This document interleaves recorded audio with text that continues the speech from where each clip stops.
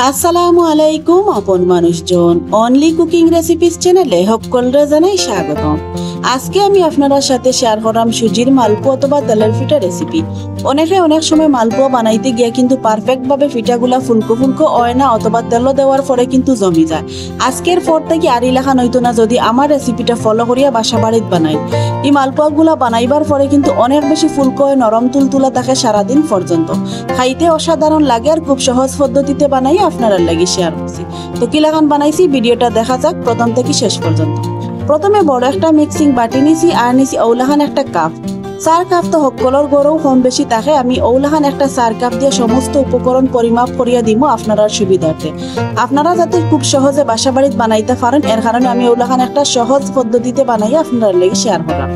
আর এলাকান measurement cup কিন্তু সবার গড় থাকে না, এর কারণে মেজারমেন্ট কাপ দিয়ে আমি উপকরণগুলো দিলাম না। চাইলে ওলাখান স্টিলের বাটি দিয়ে আপনারা উপকরণগুলা দিতে পারেন পরিমাপ করিয়া।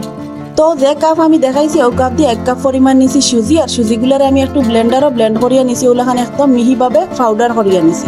এলাখান যদি ব্লেন্ডারও সুজিগুলা পাউডার করিয়া নেওয়া তাইলে কিন্তু পিঠাগুলা একদম নরম তুলতুলে হইব বানাইবার পরে। আর নিছি ও কাপ দিয়া 2 কাপ পরিমাণ ময়দা। ময়দার পরিবর্তে চাইলে আপনারা আটাও নিতে পারেন।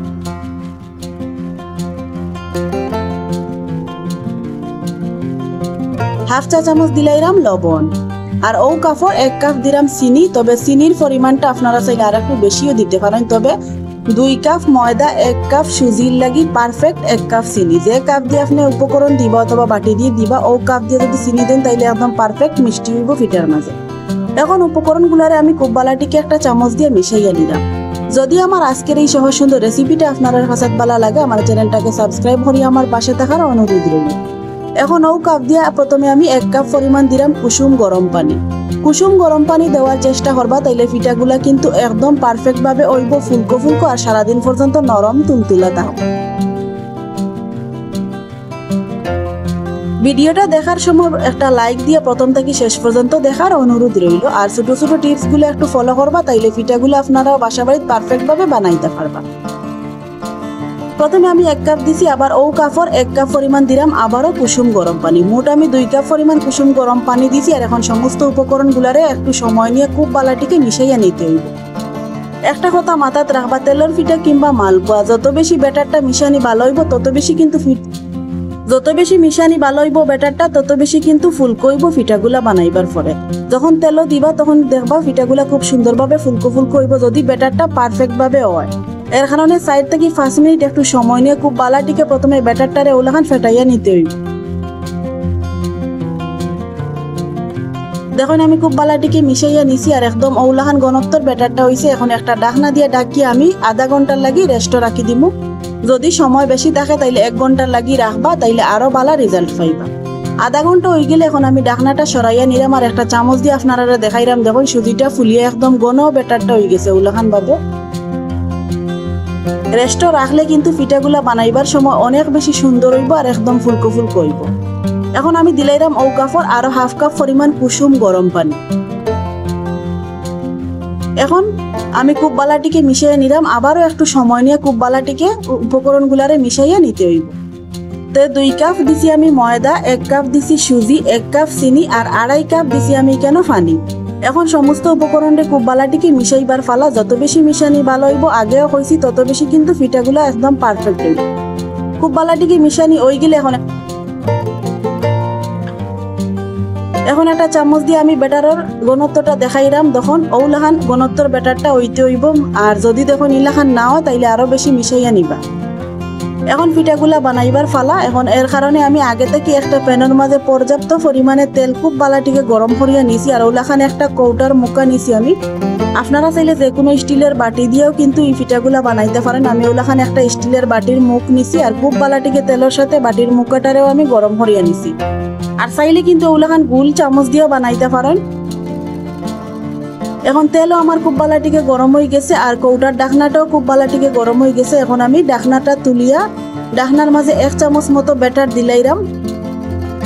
আর তেল যখন খুব বালাটিকে গরম হয়ে যাব তখন চুলার আঁচ লো আর মিডিয়ামের মাঝামাঝি রাখতে হইব, তাইলে পিঠাগুলা ভাজার সময় একদম সুন্দরভাবে ভাজা হইব, ফুলকো হইব, পারফেক্ট হইব। এখন আমি তেলের মাঝে ছাড়িয়ে দিছি আর চুলার আঁচ কিন্তু লো আর মিডিয়ামের মাঝামাঝি আছে, কারণ আমার তেলগুলা খুব বালাটিকে গরম করিয়া নেওয়া হয়ে গেছে। দেখুন ব্যাটারটা তেলে দেওয়ার পরে কয়েক সেকেন্ডের ভিতরে কিন্তু আপনা আপনি নিজে থেকে কিন্তু ফুলিয়ে উঠছে। আর এখন আমি একটা চামচ দিয়ে উপরে থেকে কিছুটা তেল দিলাম যাতে আরো ফুলকো ফুলকো হয়। দেখো পিঠাটা কিলাখান একদম ফুলকো ফুলকো বলর মতো হয়েছে। আমি যেলাখান আপনারা কইছি একদম ফুলকো ফুলকো বলর মতো পিঠাগুলো হইব। আপনারাও যদি প্রথম থেকে শেষ পর্যন্ত ভিডিওটা দেখুন আর রেসিপিটা ফলো করিয়া বাসা বাড়িতে বানাইন। যদি না হয় তাইলে কিন্তু আমার ভিডিওর নিচে আইয়া কমেন্ট করিয়া যাইবা যে আপু আপনি যে কইছিলা একদম ফুলকো ফুলকো নরম তুলতুলো হইব, আমরা পিঠাগুলো হইছে না, তখন এর দায়ভার কিন্তু আমার।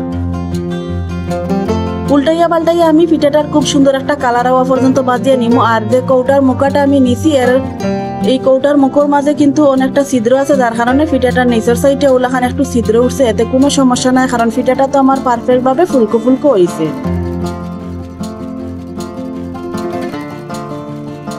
উল্টাইয়া পাল্টাইয়া খুব সুন্দর একটা কালার আইছে। এখন আমি পিঠাটারে আমি তেল থেকে তুলিয়া নিলাম। আর দেখো কিলাখান ফুলকো হয়েছে। এখন আরো একটা পিঠা আমি বানাইয়া আপনারা দেখাইলাম। দেখুন 1 চামচ মতো ব্যাটার আমি কৌটার মুখের মাঝে দিলাইছি, তারপরে তেলের মাঝে ছাড়িয়ে দিছি। এখন কয়েক সেকেন্ডের ভিতরে কিন্তু খুব সুন্দরভাবে পিঠাটা নিজে থেকেই ফুলকো ফুলকো হইয়া উঠবো। দেখো কিলাখান একদম নিজে থেকেই ফুলকো ফুলকো হইয়া উঠছে, একদম দেখতে কিন্তু বলর মতো লাগে। সবগুলো পিঠা কিন্তু আমার ওলাখান ফুলকো ফুলকো হয়েছে। আর এই পিঠাটা বানাইবার পরে সারাটা দিন থাকবো নরম তুলতুলা। যেদিন বানাইবা ওদিন পর্যন্ত থাকবো নরম তুলতুলা, এরপরের দিনও থাকবো ওলাখান নরম তুলতুলা।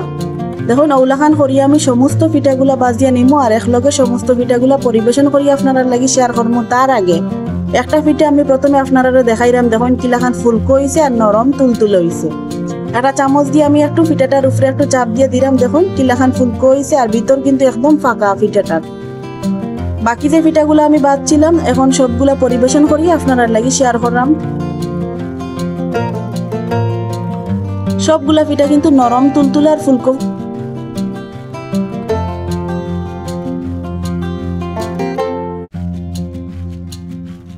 দেখুন সবগুলা পিঠা আমি একটা প্লেটের মাঝে নিছি আর এখন পরিবেশন করি আপনারা লাগি শেয়ার করলাম। যদি ইলাখান 1 প্লেট নরম তুলতুলা ফুলকো ফুলকো তেলের পিঠা আপনার পরিবার কিংবা অতিথির সামনে পরিবেশন করেন, তাইলে তো তারা তো খাইয়া অনেক বেশি খুশি হইব, আপনার প্রশংসাও করবো। আর একটা পিঠা আমি হাত নিয়ে দেখাইলাম। দেখুন কিলাখান নরম তুলতুলো হইছে। হাতের মাঝে বাস করলে কিন্তু হাতের মুঠার ভিতরে ঢুকি যায়। আর কিলাখান হইছে একদম পাতলা নরম তুলতুলা, খাইতে অসাধারণ লাগে। এখন একটা পিঠা ভাঙ্গি আমি আপনারা লাগি শেয়ার করলাম। দেখুন ভিতরটাও দেখাইলাম, ভিতরে কিন্তু কোনো ধরনের দলা ভাব নাই, একদম কিন্তু ফাঁকা ভিতরটা। যদি তেলের পিঠা পারফেক্ট হয় দেখবা ভিতরটাও কিন্তু ফাঁকা থাকবো আর ফুলকো ফুলকো হইব নরম তুলতুলা। তো কিলাখান লাগলো আমার আজকের এই সহজ সুন্দর রেসিপিটা কমেন্ট করিয়া জানাইতে ভুলুন না যেন। অকল ভালো থাকবা, সুস্থ থাকবা। আল্লাহ হাফিজ।